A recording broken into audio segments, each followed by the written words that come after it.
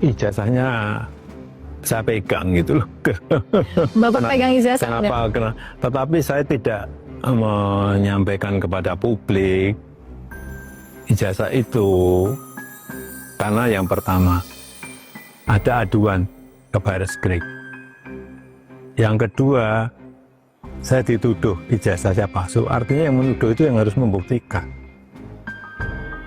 Dalam hukum acara nih, siapa yang menuduh itu yang harus membuktikan. Itu yang saya tunggu itu, coba dibuktikannya seperti apa.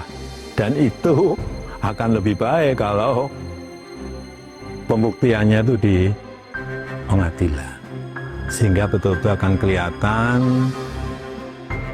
proses hukumnya, akan kelihatan adilnya, karena yang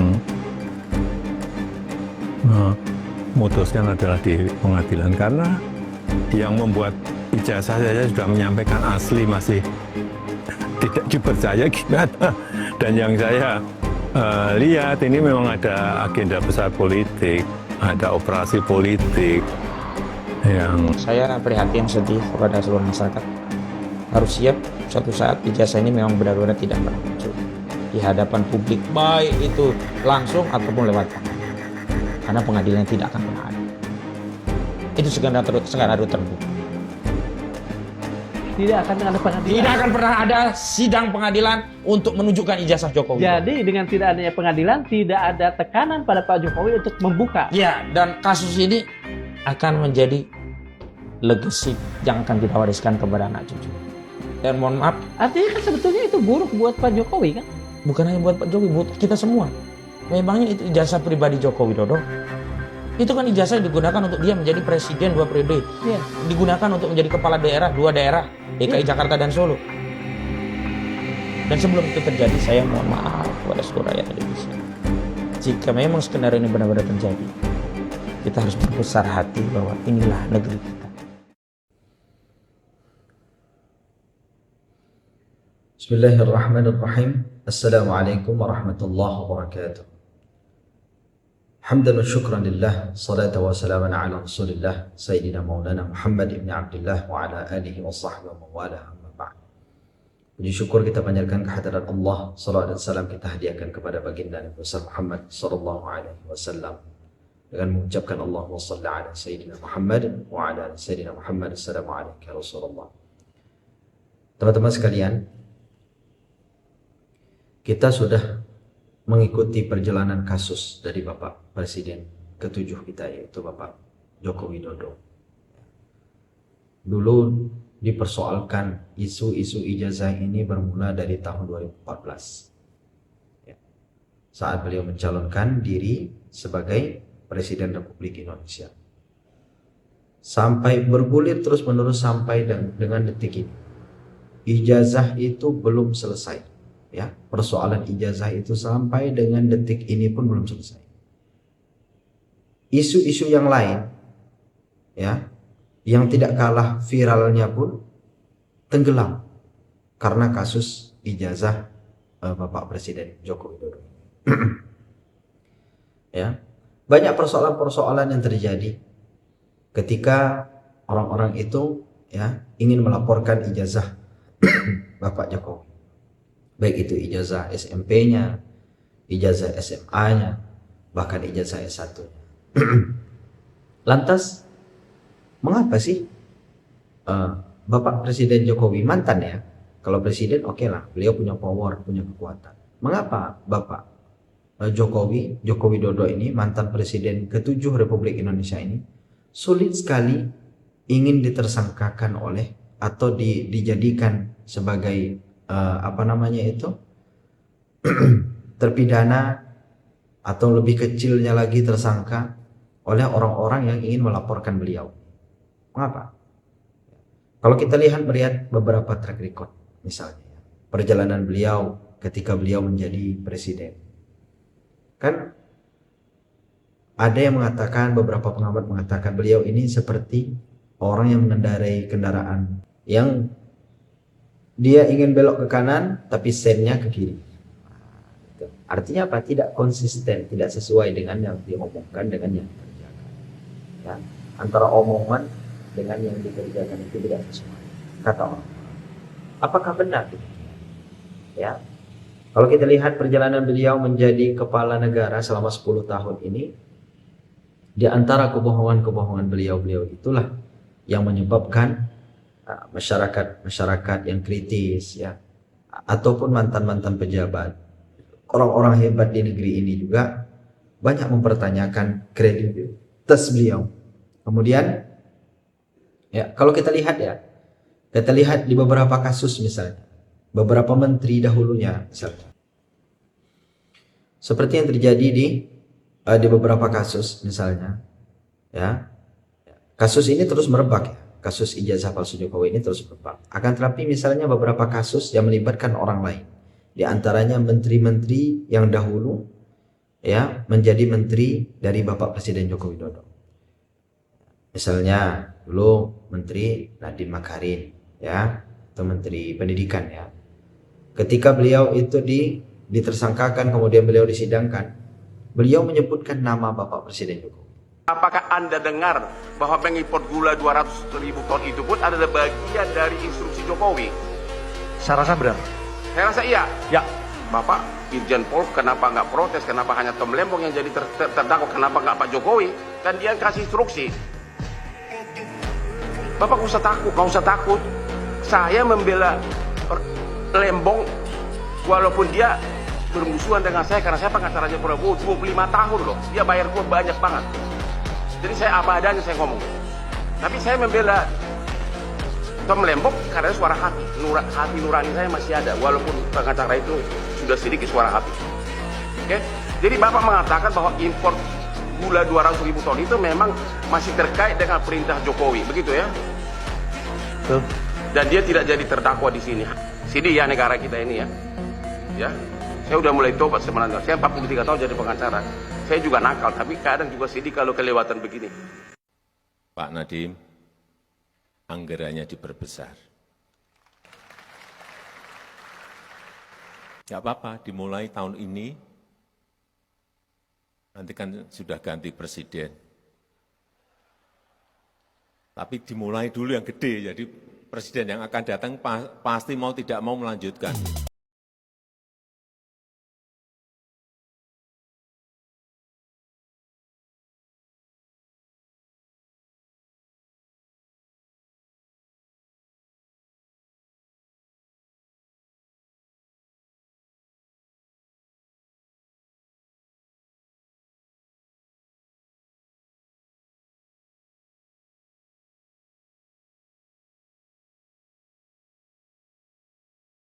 Presiden Jokowi.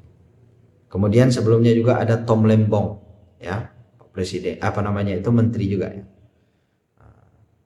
Ketika ditanyakan kasusnya, ya, permasalahannya di sidang, beliau juga menyebutkan nama Bapak Presiden Joko Widodo. Mohon maaf, saya potong dulu. Untuk perintah presiden tersebut ya, saudara langsung mendapat perintah dari presiden? Iya, yang mulia. Dalam bentuk apa, lisan atau tertulis? Dalam sidang kabinet. Sidang kabinet. Maupun langsung dalam pertemuan saya dengan Bapak Presiden secara bilateral di istana biasanya, berkenaan juga di Istana Bogor misalnya, dan juga melalui atasan langsung saya yaitu Menko Perekonomian. Ada kaitannya semua itu. Kemudian Bapak Menteri Agama, ya, siapa? Gus Yakut, ya. Gus Yakut. Permasalahan haji, ya, terjadi bermacam-macam dinamika di kasus haji ini. Kemudian ketika beliau dipanggil, beliau menyebutkan nama Bapak Presiden Jokowi juga. Akan tetapi, ya, semua yang menyebutkan nama Bapak Presiden Jokowi, Jokowinya tetap tenang. Bapak Presiden Jokowinya tetap tenang. Aman. Tidak terjadi apa-apa sama beliau. Tidak ada yang berani memanggil beliau. Ada apa sebetulnya? Ya, sekuat apa sih beliau ini? Sementara beliau ini kan sekarang ini sudah menjadi mantan presiden.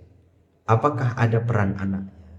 Ya, apakah anaknya Gibran Rakabuming ini, karena beliau diposisikan sebagai wakil presiden, jadi beliau inilah yang membackup ayahnya. Sehingga apapun kasus-kasus beliau ini, yang nyata menyebut nama beliau pun tidak tersentuh oleh hukum.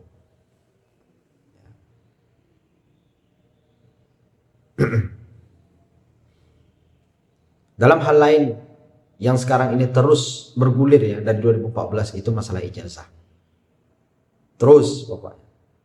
Sebelumnya misalnya ijazah Joko Widodo ini dikasuskan atau dibongkar oleh Gus Nur ya, dan juga Bambang Tri dulunya kan. Yang masuk penjara siapa? Bambang Tri dan Gus Nur. Ya. Kita lihat videonya misalnya.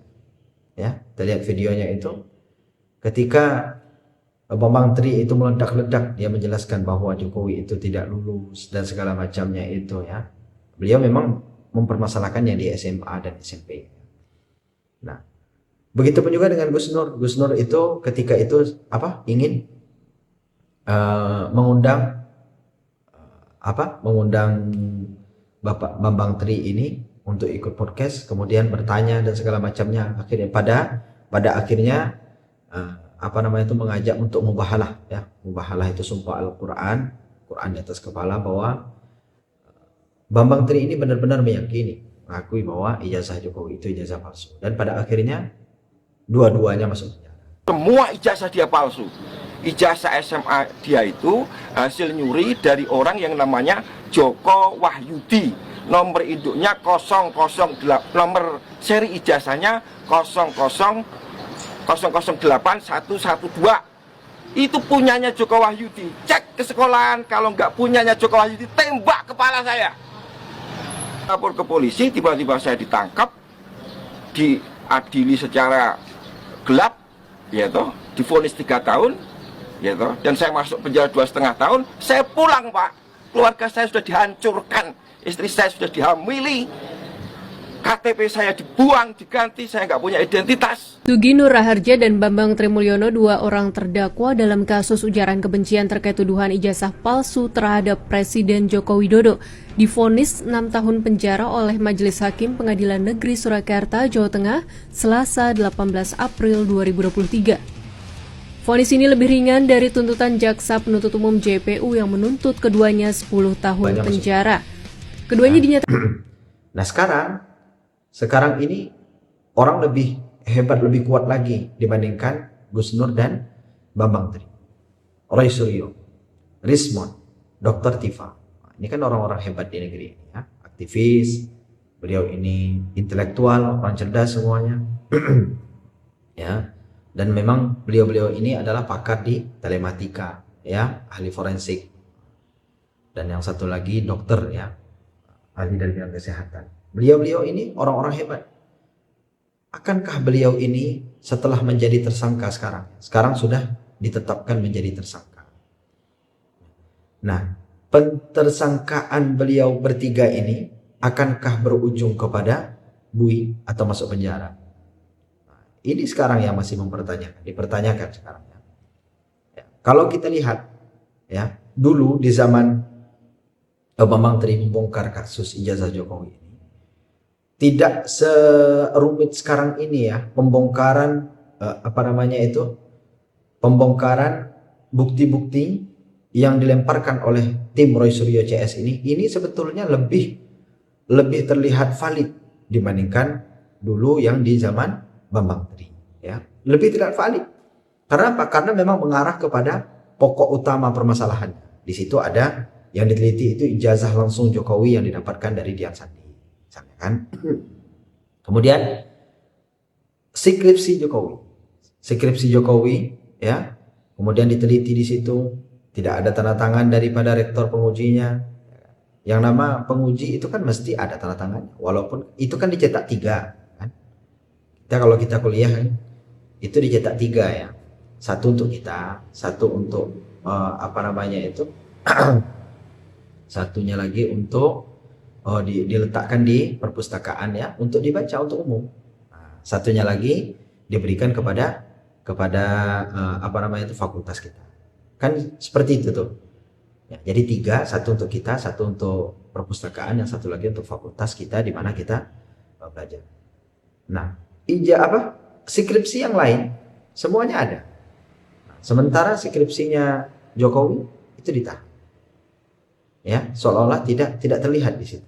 Pada awalnya dulu ada, sekarang sudah tidak ada lagi. Kabarnya seperti itu. Ya, kalaulah memang demikian, ya, sebenarnya apa yang terjadi sih dengan persoalan-persoalan ijazah presiden kita ini? Ya, kemarin beberapa banyak sidang yang dilakukan, ya, sidang sengketa ijazah, ya, di Surakarta gagal, ya, di berbagai tempat semuanya kandas. Tidak ada satupun yang berhasil, ya, ya, semuanya memutuskan bahwa tidak berhak untuk mengejudge atau menghakimi ijazah Joko Widodo, sehingga ijazah Joko Widodo aman, tetap dianggap asli, ya, dan orang-orang yang menuduhkan itu gagal untuk mentersangkakan Bapak Presiden Joko Widodo, ya. Kemudian, nah sekarang di sidang KIP ini, bagaimana kondisi sidang KIP ini? Ya, tentang informasi publik, ya. Artinya ijazah Bapak Presiden Jokowi itu karena beliau pernah mencalonkan diri sebagai presiden, bahkan sudah menjadi presiden 2 periode. Tentunya ijazah beliau ini kan menjadi ijazah konsumsi publik. Publik bisa melihat dan segala macamnya, bisa mengecek. Nah, lalu apakah bisa semua itu diputuskan dengan paling tidak itu membongkar kejahatan-kejahatan atau keburukan atau kesalahan-kesalahan dilakukan oleh tim-tim Jokowi. Nah, sekarang ini kan alotnya sulit. Jadi sidang dimanapun juga, ya, sekarang ini sulit. Lapor polisi, ya, ketika Rasulullah melaporkan kasus ijazah Bapak Presiden Jokowi ini, bahwa beliau ini menggunakan ijazah palsu, kandas di Bareskrim, kandas. Justru yang melaporkan ini yang dimasukkan ke dalam penjara, yang ditersangkakan, ya. Maka polemik ini sebetulnya tidak ada akhirnya kalau semacam ini, ya. Karena apa? Karena tidak ada ujungnya. Sampai pada akhirnya Bapak Presiden Jokowi pun tidak enggan menyerahkan ijazahnya itu ke siapapun, kecuali nanti ketika dibutuhkan atau dipanggil oleh pengadilan. Pengadilan sudah memanggil sebanyak 4 kali, kata Bapak Khazinuddin Ahmad Khazinuddin. Tapi beliau tidak pernah muncul juga, ya, tidak pernah hadir. Ya, alasan beliau ini tidak pernah hadir, tidak mau hadir untuk yang sekarang ini karena beliau ini sudah bukan lagi menjadi pejabat publik katanya, dan tidak ada hak bagi beliau untuk membuka ijazah itu kepada siapapun. Tidak ada kewajiban Pak Jokowi untuk menunjukkan, itu pertama dari awal. Saya selalu konsisten mengatakan itu. Ini kan negara, kita memiliki hak dan kewajiban sebagai warga negara, tentunya tidak ada kewajiban. Yang kedua mengenai gelar perkara khusus, kami sekarang no problem sebenarnya mau diadakan gelar perkara khusus. Cuman di sini saya harus sampaikan juga bahwa tidak ada kewajiban penyidik di situ untuk menunjukkan apapun kepada peserta gelar. Kalau sudah begini ya bagaimana lagi? Mau dipaksakan dengan cara apapun juga, beliau tidak ingin menunjukkannya. Jalan satu-satunya, jalan kriminalnya itu ya dicuri. Kalau berani Rasulullah dan kawan-kawan itu mencuri ijazah Bapak Presiden Jokowi, kalau berani, ya itulah lagi caranya. Dengan cara apapun tidak bisa.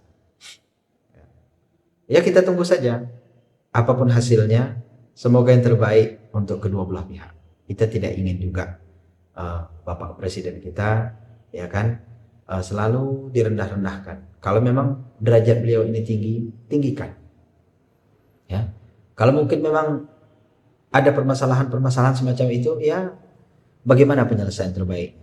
Ya, begitupun juga dengan tim Rasulullah CS. Kalau memang mereka ini orang-orang yang benar, berikanlah jalan terbaik untuk mereka, ya Allah. Ya, kalau mereka ini sebetulnya salah, hanya faktor kebencian, maka ya hukum kebencian mereka itu dengan sesuatu yang memang pantas untuk mereka dapatkan. Itu saja ya dari saya, masyarakat biasa yang tidak ingin negeri ini selalu kisruh, selalu rusuh, selalu kacau dengan hal-hal semacam ini. Semoga semuanya mendapatkan jalan terbaik, ya. Demikian saja. Assalamualaikum warahmatullahi wabarakatuh.